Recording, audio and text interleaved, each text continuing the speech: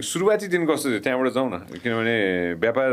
2010 वर्ष भयो भने 2013 when you started it? Yeah, 2014 2014 how was it back in the day त्यो बेलामा चाहिँ अलिकति गाह्रो थियो जम्मा हामी 4 जना स्टाफ थियौँ डेभलपरहरू र म एकजना जोडेर 4 जना अनि म चाहिँ आफूलाई एज अ सिइओ थिएँ अनि अब बिल पुऱ्याउन जाने पनि आफै हो ब्याङ्कमा डिपोजिट गर्न जाने पनि आफै हो सबै आफै नै हुन्थ्यो अनि त्यो टाइममा चाहिँ युट्युबको एउटा च्यानल मोनिटाइज गरिदिनु पर्यो भन्ने काम पनि गर्नु पर्थ्यो हैन एडसेन्स इन्टिग्रेसन गरिदिनु पर्ने काम पनि गर्नु पर्थ्यो जे पनि गरिदिने ग्राफिक डिजाइनिङ एउटा पोस्ट बनाएर 500-2000 आउँछ भने त्यो पनि लिदिने अनि कम्पनी चाहिँ टिकाउने भन्ने खालको मात्रै हुन्थ्यो अनि प्रत्येक महिना च्यालेन्ज चाहिँ के आउँथ्यो भने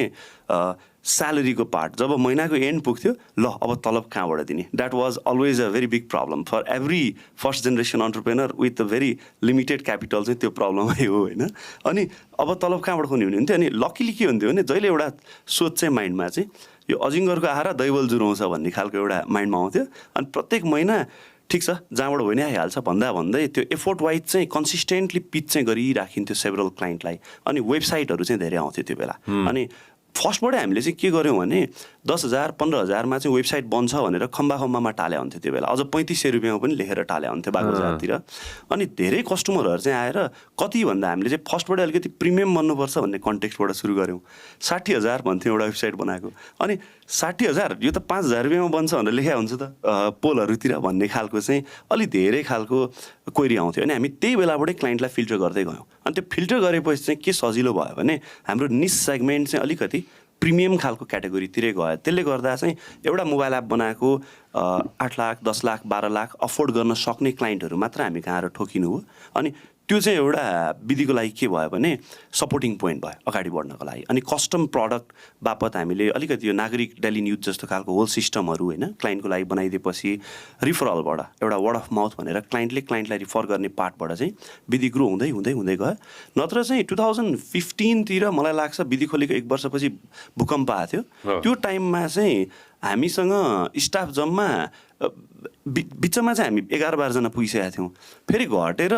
2 जना बाँकी भएको थियो किनभने 4 जना डेभलपर 1 जना मार्केटिङ र म बाँकी थियो त्यो 4 जना डेभलपरलाई अन गर्नलाई कम्प्युटरको लागि चाहिँ 16 घण्टै कति लोड सेडिङ हुन्थ्यो ब्याट्री थिएन अनि के भने अफिसमा तालसा लाएर हामी चाहिँ अब रिमोटली काम गरौँ भन्ने खालको कन्टेक्स्ट त्यति धेरै ऊ पनि थिएन अनि ल ठिक छ अब केही टाइम चाहिँ तालसै लाउँ भन्ने थियो अनि त्यो बेला एकजना दाई मेरोमा आउनु भएको थियो क्लाइन्ट भिजिट गर्नलाई उहाँलाई चाहिँ न्युज पोर्टल चाहिँ आएर आउनुभयो अनि उहाँले चाहिँ मेरो एउटा साथी छ म भनिदिन्छु भनेर बालाजुबाट ब्याट्री पठाइनु भएको थियो क्या 2 महिनापछि पैसा दिने डिलमा अनि त्यसरी पनि अपरेट गराएको थियौँ त्यो चाहिँ एउटा त्यो क्लाइन्ट अझ छन् कि छैनन् छन् उहाँ चाहिँ एपी1 टिममा सिइओ हुनुहुन्थ्यो त्यो बेला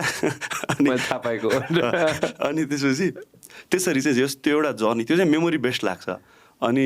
ठ्याक्क त्यही बेला फेरि ब्लकेट सुरु भएको थियो त्यसले गर्दा घरबाट अफिस जान नै गाह्रो थियो प्र्याक्टिकल्ली फेरि त्यो टाइममा पुल्चोकमा अफिस सारिरहेको थियो रेन्ट अलि सस्तो हुन्छ भनेर स्ट्रगलिङ टाइम थियो त्यो चाहिँ अनि गर्दै जाँदा कृपा अनप्लक भन्ने एप बनाइयो होइन अनि त्यो एपहरू अलिअलि भिजिबिलिटी बढ्दै गएपछि चाहिँ मलाई धेरैजनाले चाहिँ त्यसपछि तपाईँको नाममा चाहिँ मैले आइटी गाई भनेर लेखाएको छु है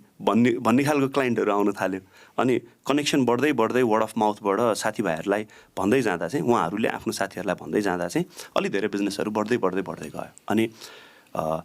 अलिकति च्यालेन्जिङै थियो फर्स्ट फेज चाहिँ Thank you very much for watching us on YouTube. Make sure that you also listen to us on Spotify.